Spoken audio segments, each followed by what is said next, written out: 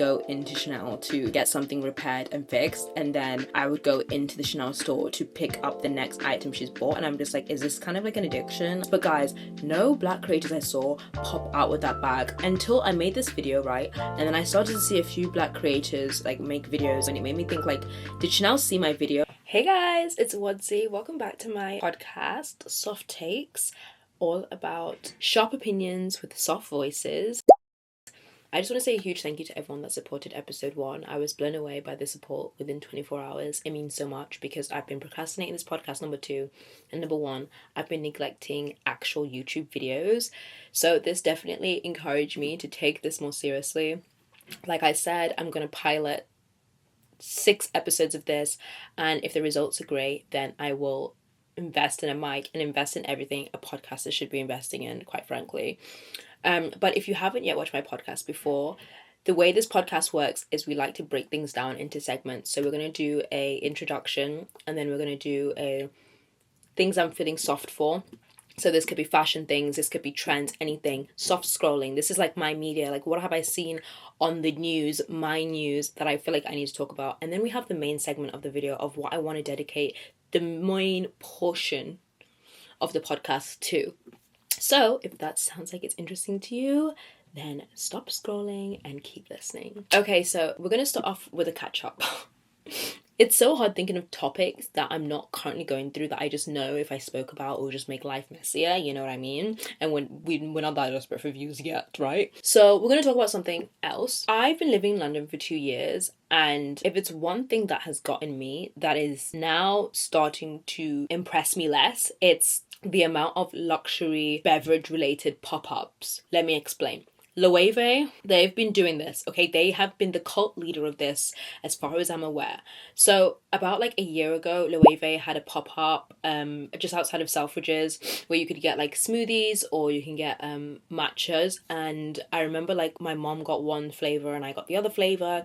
I think she got like the blue one. I can't remember which one that one was. And I got like the mango and coconut one. And I feel like the blue one, I think it tasted more banana-y, but they had more going for it. Anyways, I was just like super impressed because it looks super aesthetic. It's giving very much Air One. And right now we don't have an Air One in the UK. So any smoothie that looks like very, very pretty and very gorgeous, like any Londoner that's like obsessed with Air One is gonna go in and get that and just be like, yep, this is the closest we're getting to it, whatever. The craziest thing is these smoothies are like 8 or 10 pounds and we just don't even bat an eyelid. But also like I do think if Air One was here in the UK, like I don't think it would work because no one is going to spend £25 on a smoothie.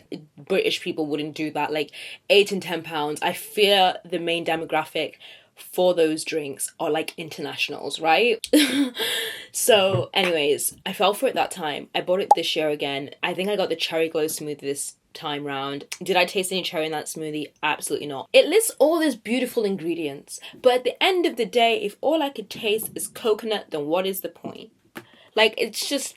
And I think partly, I wonder if it's because I went later on in the day. I wonder if it's because I'm getting the wrong smoothie. I love when brands make their installations free, but normally when brands make their installations free, it's super exclusive. Like when Hermès did their, like, I think it was on their Bond Street store, they changed their patio into like sort of a cafe and everything was complimentary. I went there, I got a coffee, and then I asked if they had any vegan stuff, and I got like 2 little chocolate like button things. I think the whole purpose of that was so when people are waiting for a sales associate, because when you go in there, like they write your name on an iPad and then you browse the store, but if you're tired of browsing the store, you can go sit down in like their garden patio area, order a drink, get some like desserts, whatever, and wait. But I was not waiting for any sales associate, and that was really, really nice because it was such a sunny day. It was super quiet, it was so exclusive, everyone there was so fashionable, and everything was so free.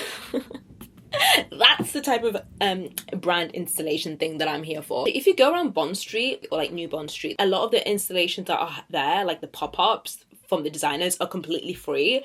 But I think it's places where it's like where you come out the tube and very public and less hidden, right?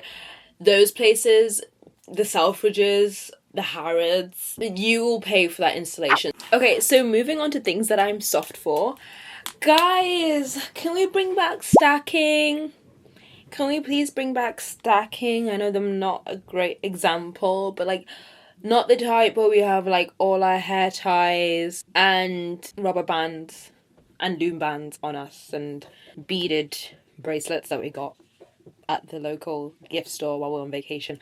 I'm on about like the stacking of like gold and diamond earrings where it like all kind of tells a story on one ear. Okay, I saw this on thread styling and they put a lot of ear stacks. A lot of them were like gold earring, like hoops. Some hoops were just like solid gold, others with diamonds, and others with like various jaggedy shapes, and I just feel like it looks so prestige.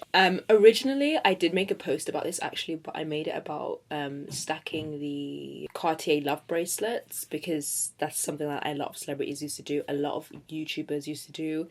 Once they reach like 1 million subscribers, they'd be like, I'm going to reward myself with a Cartier love bracelet, and that's how you flex, like, oh, you've made it as an influencer. But like it's nice if people do it with like different things and not the same. So the gold Cartier bracelet stacked with the one with diamonds, and then stacked with the, I don't know, like the rose gold one, like ones that a stack that complements each other and not just like the same thing. If people are stacking the Libu's on their bag, I think we could start stacking our ears and stacking our hands with bracelets, or stacking our fingers with rings. Really, really love that look. I am seeing people do ring stacking though, I will say that. What's another one? Ooh, you know what? I've really been liking talking about bags that are non-luxury recently, which is really interesting. I've even seen a lot of creators and influencers buy bags that are non-luxury and talk about them in a way that they want to like work with the brands, and that's just not as common as it was before. Before, people, as soon as they buy a luxury bag, that's all they talk about. They only wanted to appeal to the luxury market. In fact, Patricia Bright the other day, I did see her make a video being like, I'm kind of bored of luxury, you know, like it's not every day that I need to be wearing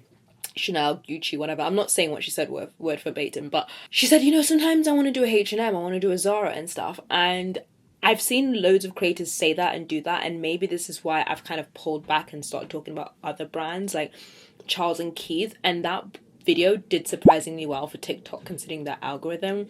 Like, I've never done a video talking about a non-luxury bag, and there's so many people interested in it. And I've actually pinned that video. So it's the Charles and Keith Color bag, and I mentioned that it was a dupe or like a similar bag to the Polan Simi bag. And oh, it's very similar to the Yuzefi Mochi bag, which is gorgeous, by the way. But yeah, loads of people were interested in that. That bag was not leather at all, which surprises me because a lot of people are very interested in leather bags. But the bag is on under £100, and it's so stunning.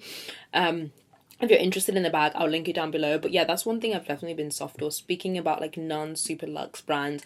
And I think kind of one of the reasons why also people are just like so ready to hear about them is because there's just been so much talk about, you know, people were justifying the price of luxury and they were saying it's the quality, it's the quality, it's the quality. But with the way certain brands like Chanel have been moving with their quality, it's no surprise that people are getting fatigued about luxury. It's like, well, I don't want to listen to an influencer talk about, you know, unbox my £6,000 bag, but then in 2 months time they make a video of how actually that bag broke and I had to go to Chanel not once, not twice, but nearly 3 times. And that's actually what I want to get into next. It's editing Wadzi from the future. Okay, so basically I realized that the first time I filmed the soft scrolling segment, the second segment of this podcast, I was just waffling way too much, so I refilmed it today. So if you see an outfit change, that is why. The next thing I want to talk about is Chanel. Oh my gosh. Chanel's bag quality is going down the drain. It's been going down the drain. The quality is going down the drain. The price tag is going up. They haven't actually announced the price increase for 2025, but after a modest 3 to 6% increase in early 2024, Chanel paused its big jumps in late 2024 and into 2025. So yes, and honestly, I think it's good that they paused that, and I don't think they paused that to be nice to their like shoppers and stuff. I'm pretty sure they paused that because their quality and their complaints, it's like not matching up, right? Like, a lot of people, thanks to social media, thanks to TikTok, thanks to YouTube, have been extremely vocal about the quality of the Chanel items they've received. I have seen 3 videos within the last week of people, creators and non-creators, talk about how their Chanel bag handle has snapped. One girl had the Chanel Vanity case, another girl had the Chanel Trendy CC, another girl had the Chanel like Heart bag, and all of them had their like leather handles snap off. all of them were told that they could take the bag to Chanel repairs, and the bag will take up to 8 to 16 weeks to repair. The majority of them had to wait over a month to receive the bag back. One of them had received the bag back and had to take the bag not once, not twice, but 3 times to Chanel, because the issue, when fixed, reoccurred again. And Chanel had promised that they would change the entire hardware of like her bag, because basically the grommet had like snapped off on one side, and the first time they fixed it and then it snapped off again, and then Chanel were like, okay, we'll change your entire hardware, we'll change your entire accessories. They did not. They changed one part, and everything else looked very much mismatched, because the part that they had changed looked brand new, and all the other like accessories like the CC and the other grommet like looked off color and didn't match. I remember a few years ago, I previously worked as a personal shopper for a socialite, and I used to have to go to Harrods like every single week to buy things that she wanted on her list. Additionally, I would have to go in to the repairs at Chanel to repair one of a Chanel bag. Like, it was very much a constant part of the routine, and it was really weird because this socialite would choose to mainly buy like Hermès Birkin bags or Chanel bags exclusively. So, but it never clicked in her head that like, you know, the quality of Chanel was so bad, like things would transfer, parts of the bags will fade, handles would snap, buttons would break off. But like it was a constant state of like, well, I'm still gonna buy another Chanel bag, and I just find that mindset like so fascinating. I remember when I worked at a luxury consignment store, again, the Chanel bags were like hotcakes, but those are like vintage Chanel bags, and the quality of those bags look really, really good. One thing I will say is I've never heard anyone go into Hermès and say that something's happened to my Birkin. My Birkin handle is fallen off, or I don't know, the gold attachment, buckle to my Birkin handle is like scratched or whatever. I've never really heard that. Like, I've always only heard great things. I've always only heard terrible things about Chanel and their bag quality. And because of that, I think it has caused Chanel to amp up their influencer gifting. So during March time, I started to see a lot of influencers crop up with the Chanel 22, and a lot of creators that were like kind of now are associated as celebrities. Maybe they were YouTubers before, influencers before, but now because of the brands they've attracted and the collaborations they've worked and the brands they've collaborated with, they're kind of seen as more of like a socialite instead. But guys, no black creators I saw pop out with that bag until I made this video, right? I maybe I should check the dates. I don't want to make this podcast too long. I think I made the video in like March or something, and in April, I think I swear Nara Smith made a video of her unboxing the Chanel 22, and then I saw like another black model make a video, and then I started to see a few black creators like make videos about being given the Chanel 22, and it made me think like, did Chanel see my video? Like, I know a lot of these brands have ways of finding out who speaks about their brand, like either by using like some sort of tool, because when people make videos about a brand, if you notice, the brands always find it and like comment and interact when it's like positive videos. So I do think brands have a way of like spotting and searching. Chanel doing this, it's genuinely all strategic. Obviously Chanel always have like ambassadors and stuff. Their ambassadors, it's not really like, they're not really like social media ambassadors, right? A lot of their ambassadors are like, well, they're all models, or they're artists, like singers, like jewellery and stuff.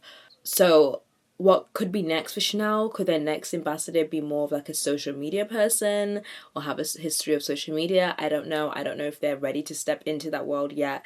So they're lightly treading and giving out the Chanel 22 like it's hotcakes. Again, I feel like they're just trying to like bring up the prestige. Like, look, all these influencers are wearing us. We're still very much relevant. We're still very much aspirational. Like, you should want a Chanel. You should aspire for a Chanel. But outside of creators, I haven't really seen luxury bag reviewers purchase a Chanel 22. Obviously, it looks gorgeous, but I think when it comes to Chanel, a lot of people are just like, I'm gonna either stick to just getting the classics because the quality is already so questionable. I don't know if it's worth like experimenting and stuff and getting something that's like trendy when Chanel's quality is already questionable. At least if I get a classic and it kind of wears and tears, someone will be still more likely to buy it because the classics gain the most value over time, if that makes sense. And I do think that's why if Chanel were going to do more influencer gifting, it will be influencer gifting on more of like their trendy bags and not their classics, because they probably don't have an issue and will ever have an issue selling their classic bags, right? Okay, so now I want to move on to the main segment of this video, which is Wimbledon. Wimbledon needs a dress code. I know they only have a dress code for like their players and people in VIP, but I was having a look at the images of what celebrities wore last year in Wimbledon, and there are actually a few Love Island stars wore in Wimbledon. It seems like everyone had got different dress codes. Some people were wearing super mini dresses, which I'd never really seen before. Some people were wearing midi, maxi. Other people like Stormzy and Central C were wearing like all black, and I'm like, no, can we wear white? Can we wear off-white? Can we wear pastels, pinks, greens? The person that like dressed, I think, the best out of everyone was Margot Robbie. Like, she looked stunning, and I feel like obviously she was still getting a lot of press because of the Barbie movie, so I feel like her stylist was like, okay, whatever any public appearance she does, she has to be A1, she has to be on top of it. So I do feel like that's the reason why she looked really, really good. But she wore this gorgeous polka dot dress, which I think was from Alaya. Yes, she wore a full Alaya look, and she absolutely killed it. If you really don't want to dress up, like, the least I feel like people could do is chuck on a cable knit jumper and a silk dress or a silk set, right? Lila Moss last year wore this like stunning blue silk satin dress, and then she wore a blue cable knit Ralph Lauren jumper. You could literally do that. Super, super easy, super basic. Molly May wore this fitted Odd Muse like white, it looked like a white linen dress with a Chanel vanity bag, and she wore ballet flats. I feel like, again, wearing ballet flats would look really stunning.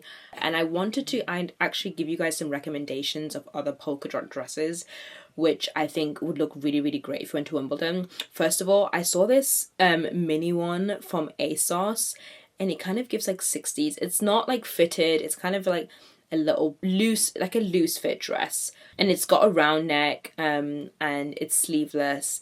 But yeah, I think this will look so classy, even like if you wear it with one of those like bowling style bags with ballet flats as well. Polka dots are definitely in right now. That dress would look amazing if you have rectangle body shape, a pear body shape, or if you have an inverted triangle.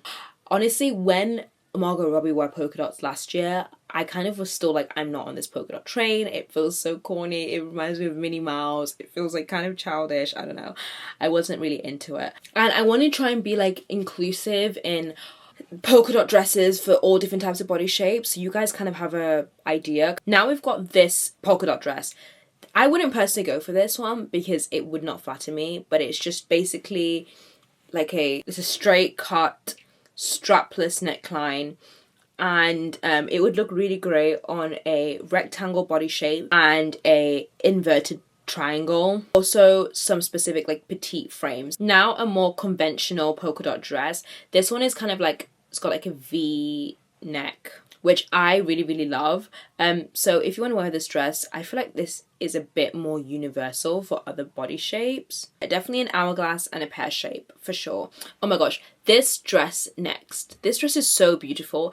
It reminds me of a dupe of the Lanvin dress. This dress is from And Other Stories, and again, it's in like a baby pink. We're moving off the polka dot now. This would look amazing if you have a rectangle body shape or a apple body shape. Basically, things that are like loose fitting or like volume adding are really great for like apple body shapes or square body shapes, right? But things that are like very like highlight the waist or accentuate the waist that would look really great on pear body shapes or hourglass body shapes. But in the words of Melissa Wardrobe, like, we need to start seeing people dressing up again. Like, guys, come on. The only sports event that I look forward to seeing people dress up for is the Monaco Grand Prix. Like, the sportswear in that, people dress very sporty, elevated, motor chic. That's the only one where I'm not having to be like, okay, like, come on, just, you could at least just wear a cable knit jumper, you know? But I just feel like for Wimbledon, people are very, very like laid back. I don't really get much style inspo even from celebs. But I think we're definitely going to see more yellow this year because butter yellow is obviously such a huge trend. So I saw this dress from another story. It's actually under £100. This sleeveless satin midi dress. If you're quite short like me, it'll come up as a maxi dress. And then I also saw this other one where it's like yellow flowery dress and it's got like an underdress underneath so you don't look nude. So definitely try and go for like yellows. Again, all these dresses are under £100. But yeah, anyways guys, that is all I have in store for you today. I thank you so much for watching. I'm so sorry if I sounded like a bit low. Like, I'm on my period and I'm like, I should have really pre-recorded this before. But if you enjoyed it, please give it a thumbs up and let me know what you guys would wear to Wimbledon, and let me know what you guys have seen online. What are you guys seeing while soft scrolling? What are the things that you guys are soft for? And hopefully I should see you guys next week.